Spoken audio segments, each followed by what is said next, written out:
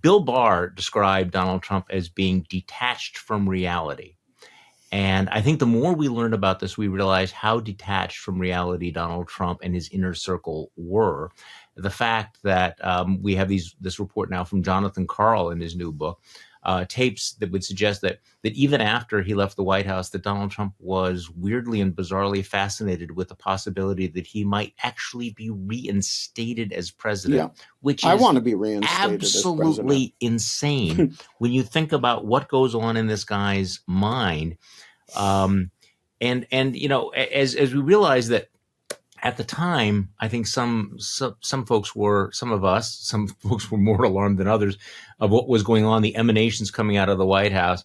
As we're learning, perhaps we should have been even more alarmed. I mean, remember when that letter came out from the Pentagon saying the military will have no role in the transfer of power? That was pretty alarming. And now we peel back the curtain and we realize that this was this was alarming, and it all keeps coming back to Donald Trump, the mind of Donald Trump, and the way in which one lawyer after another, one staffer after another tells him he lost the election. But what does he do? He listens to people like Sidney Powell. He surrounds himself with people like Dan Scavino, and even Jenna Ellis. So again, I don't know how the prosecutors use this, how they connect the dots, but all of the insanity and the detachment from reality comes back to Donald Trump. And we are just getting one example after another of that.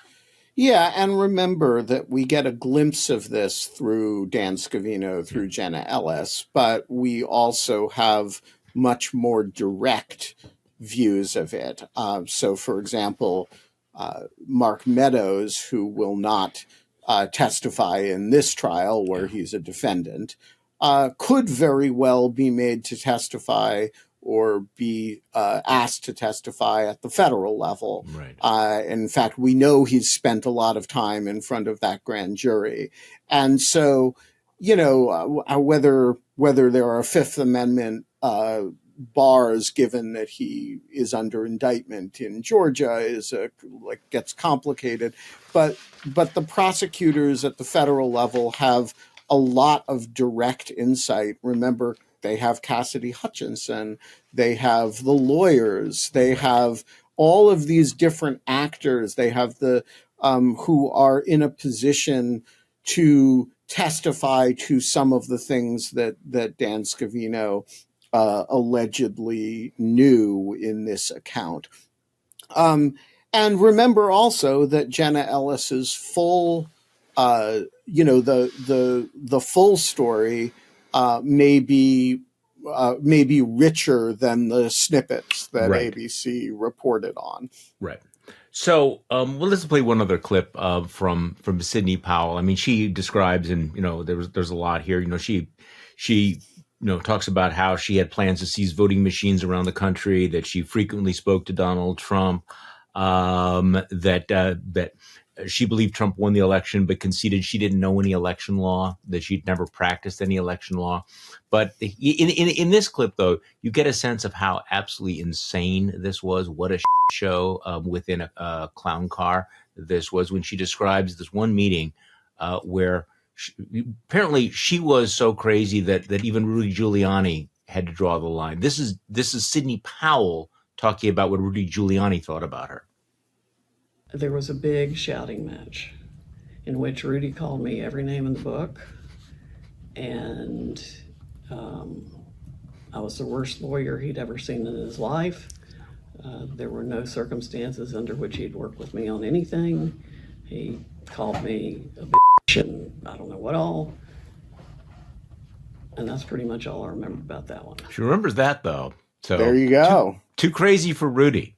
So this is the scorpion in the bag phase of all of this, where they all hated each other, were ripping each other and screaming at each other and threatening one another.